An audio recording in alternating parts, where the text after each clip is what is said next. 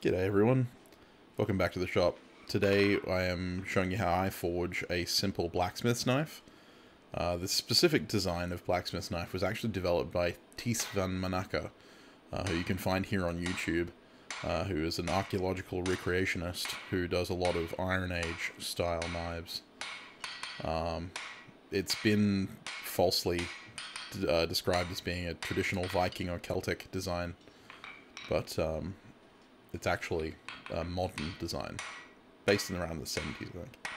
But of course, first we're going to offset our material. Now, in this case, I'm using about 3 inches of stock, maybe a bit less, because I'm aiming to create a neck knife-sized blade. So I'm aiming to create a short-handled knife, something that may be worn around the neck. So the starting stock is 1 by 1/4 inch or 25 by 6 millimeters, and it's 1084 high carbon steel. So we're just going to forge that shoulder down, and as we're forging the material down, obviously it's going to thicken, and we're allowing it to thicken somewhat because we want a nice steep transition from the handle to the blade. It's going to create a very strong handle transition, but it's also going to create a nice line there when we finally forge the blade in. And we're just going to keep forging that down until it's square, and then we're going to create a square taper from that transition all the way down to the end of the tang, and that's going to create the preform for the final handle. And you can see here that I've flipped over to the peen on my diagonal peen hammer. You could use a cross peen or a straight peen. But it's just going to speed up that drawing process. You could do this over the horn as well. I prefer to do it on the flat of the anvil, but that's just my personal preference.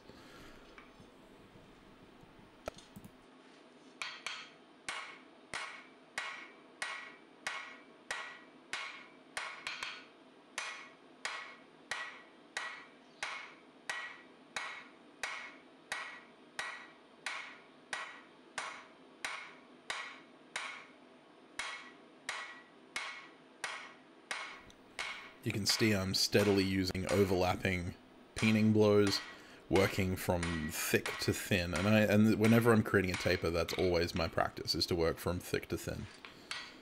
So I'm pushing the material from the thick portion down to the thin portion. And occasionally I'm dressing it out with the flat of the hammer, just to make sure that I am actually creating an even taper. And then I'll go back and come back in with the peen.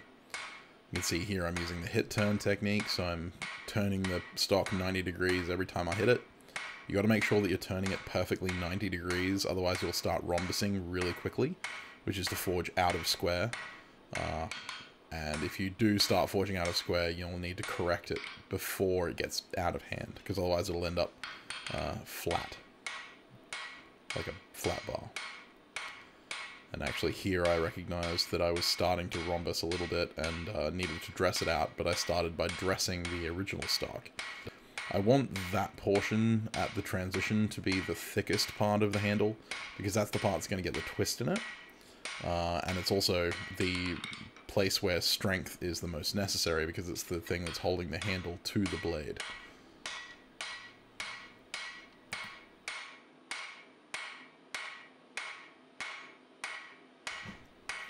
So here, instead of using the peen, I'm actually using the toe of the hammer. I'm actually using the top edge of the hammer as a fuller, and I'm fullering that material out down the length. So if you don't have a peened hammer, for whatever reason, with a cross peen or a straight peen, you can use the edge of your hammer.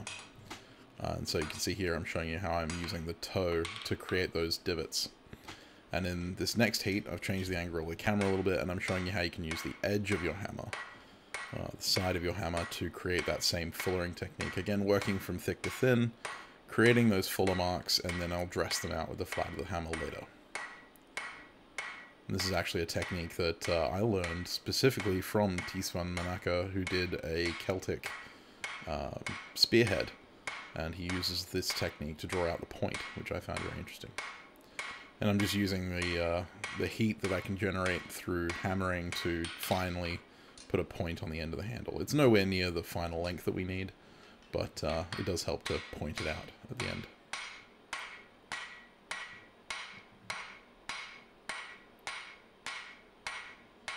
As you can tell, there's quite a bit of drawing involved in this process, drawing out. Again, there are multiple ways to speed this up. You could use a press, you could use a power hammer, you could draw out over the horn.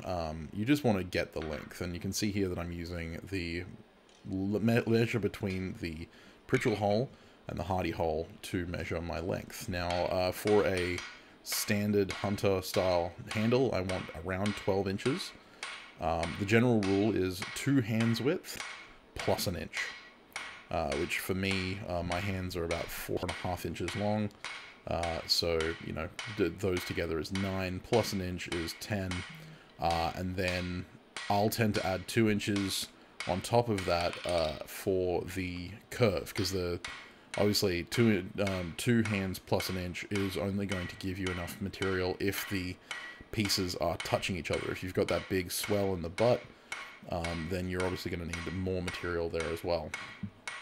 That tends to be about an inch round in the back end, so that's going to add an extra 1.5 inches, so I add 2 inches to give myself a bit of a buffer. In this case, I'm aiming for a 4-inch handle, which is what I got, and so I'm actually aiming for about 11 inches of blade, which is 11 inches of handle, which is what I got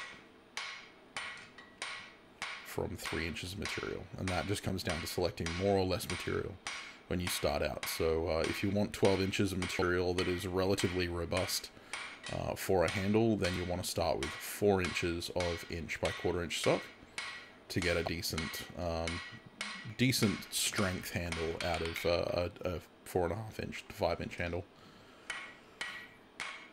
The less material you give yourself, the thinner you'll have to make your handle in order to get the length that you need.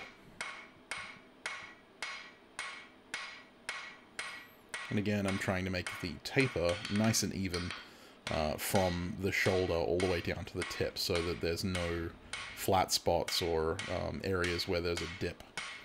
And so using this low heat, I'm just planishing the material. I'm not really trying to forge it at this stage. But once we've established the taper, we can refine it a little bit with lower heats just to get our length. And you can see here, the edge of the hole to the edge of the hardy hole to the edge of the pretrial hole on my anvil is 11 inches exactly. And so I knew at this stage that I could then start forging in the corners, and during the rounding out, I would actually end up with 11 inches, because it's about half an inch short at the moment. You can see here I'm starting to forge in those corners. I'm going to turn that square taper into an octagonal taper, and then I'm going to go straight to round because it's quite thin at this point. I think the thickest point is about 7 millimeters, and it tapers down to about 1 millimeter. And so we're just going to knock those corners in, make the facets evenly sized. One of the biggest problems that people have when they make things circular is that they don't forge in the corners to be even widths with the standard flats before they start rounding out, and so therefore it becomes more of a slightly rounded square shape rather than an actual round. And we're just going to work it very slowly around in our fingers as we hit it. We're only hitting it very lightly, using the weight of the hammer to do most of the work for us.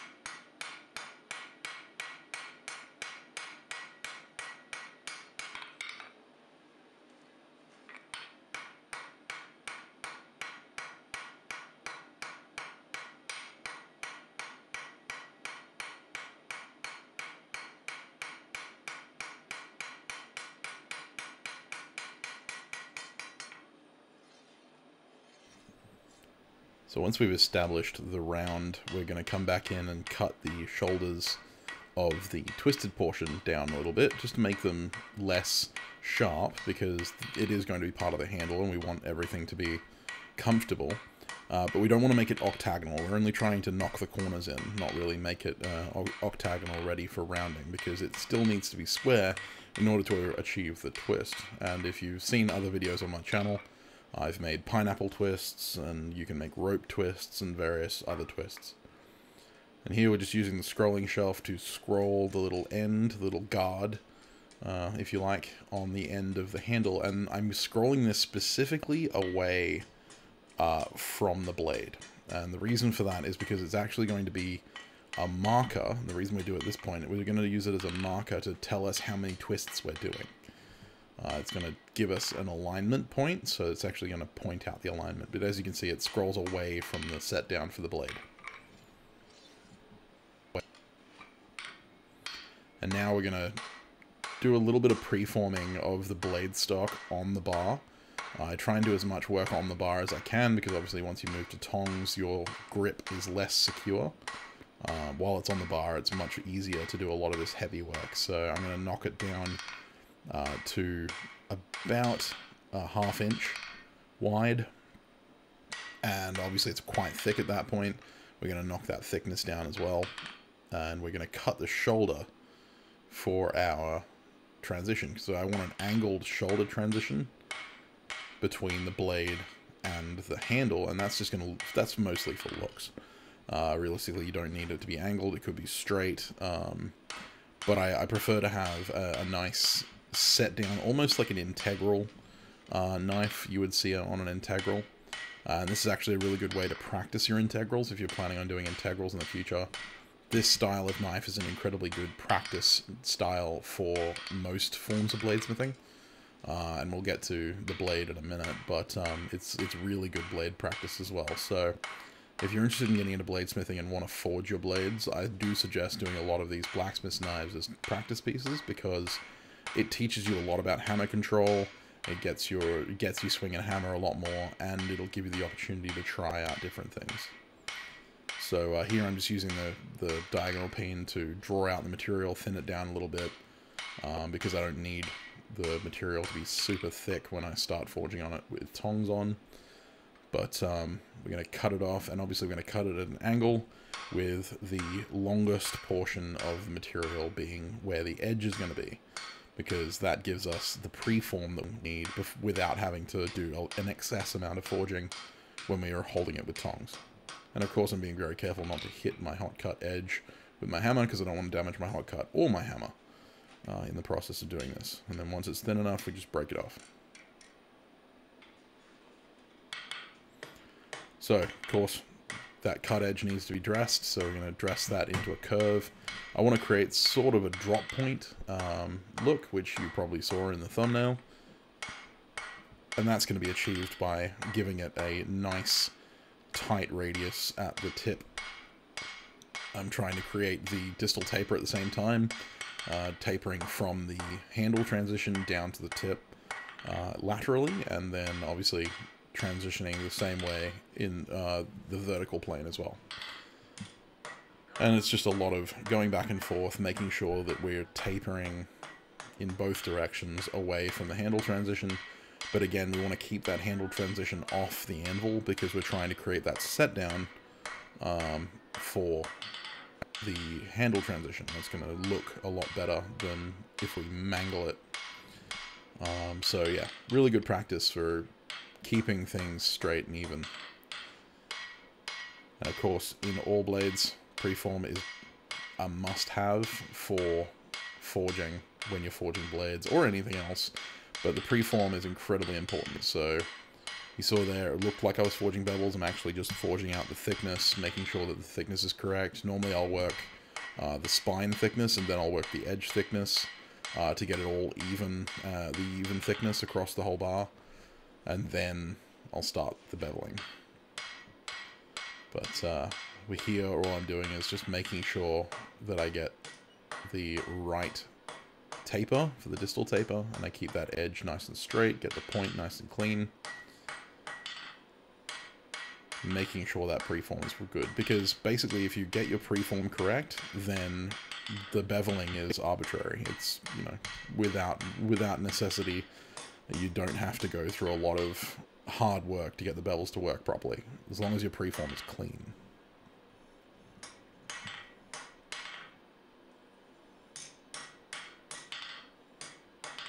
Make everything nice and straight so that it's ready for the next step, which is beveling. And I'm going to give it a couple of spine whacks just to keep it straight. because that transition between the handle and the blade can get a little bit wonky. And now I'm just going to cut in the heel bevel, which is normally where I cut in. And you can see that I am creating a plunge cut. You don't really need to create a plunge cut. It's just good practice for me to get a nice clean plunge cut on both sides. And I'm angling that plunge cut in the same direction that I angled the transition between the handle and the blade. And then as we move up the blade, we're obviously going to be trying to create the same edge thickness and the same bevel height, and switching sides as we go. And I'm actually forging this to final thickness. This will be ready to heat treat after forging, like no grinding necessary. The edge at this stage, I believe, once I finish, came out to be just under a 1/16 of an inch. So very thin. And you want to make sure that you're not decarburizing your material too much. So you need to control your forge atmosphere better. But it is possible, and it does make for a very cool looking medieval style piece, which is obviously what this is.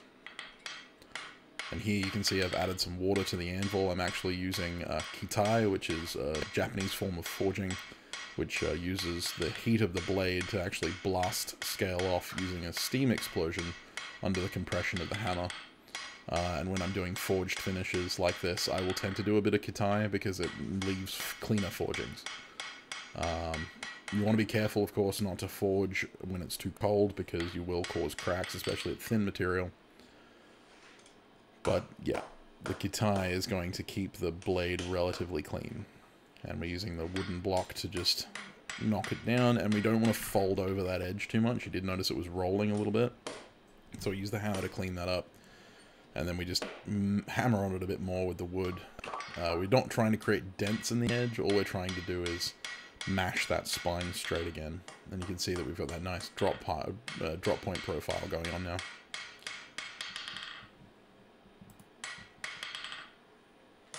And I'm not forging it so much here. I'm straightening using that very low heat.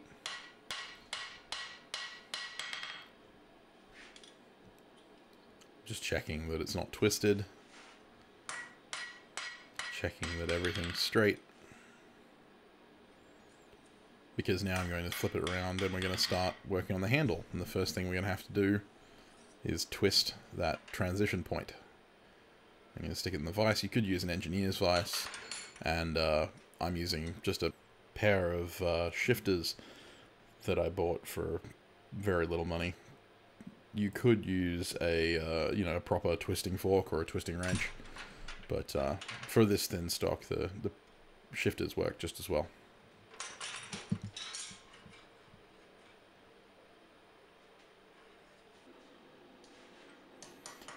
Now that it's twisted, we can turn the handle. Now you could use a jig. In this case, I prefer to do it by hand, drop forged, which happens all the time. But yeah, I prefer to do it over the anvil because I can kind of see how the bend is developing. In this case, it managed to come together pretty well. Now you would think that the final handle shape that I achieve here is acceptable. I, from experience, know that that's not as comfortable as it looks. So after giving it a wire brush and looking at it a couple more times, I decided to alter the profile, which meant that I spent the next 25 minutes chasing a new design. And I was happy with the final outcome, but obviously it is a little bit iterative, and you do need to kind of chase your tail a little bit to get the right shape of handle that you want. And only experience will tell you what that is. In this case, I wanted the handle, the butt of the handle to be slightly thinner, and I also wanted it to be slightly longer. And I realized at this stage that the spine was very straight, and I wanted a bit of curve, so I threw it on the horn. And again, it's just a matter of pushing the material around until you find the shape that you're really happy with. Learning how to maneuver bends when you don't like them is really important blacksmithing techniques, and again, something that you can practice doing this specific type of forging. Again, why I really like recommending this kind of build for beginners.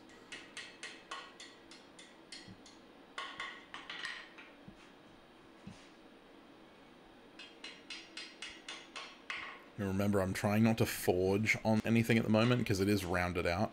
So I'm trying not to make any dents or anything like that that I can't fix. Instead, I'm trying to make sure that I'm only pushing the material around, not forging it.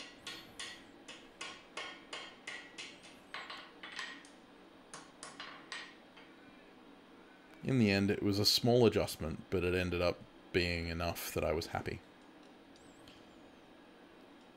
And scrolling tongs do help. You don't need them, but they do help occasionally. I have a video on that on my channel as well, making a set of scrolling tongs. And the final step, because this is a forge to finish blade, I'm going to mark it now. I don't normally mark my blade straight out of the forge because there's a grinding to do and you can grind out your mark, but in this case, I wanted to show how I go about marking my blades. There are a lot better ways to do this, and I do want to make a setup to do it, but this is how I do it for now. Not the most effective.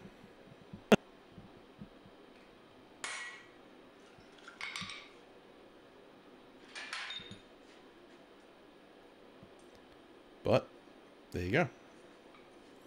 Just straighten her out, because obviously the stamping does bend the blade slightly.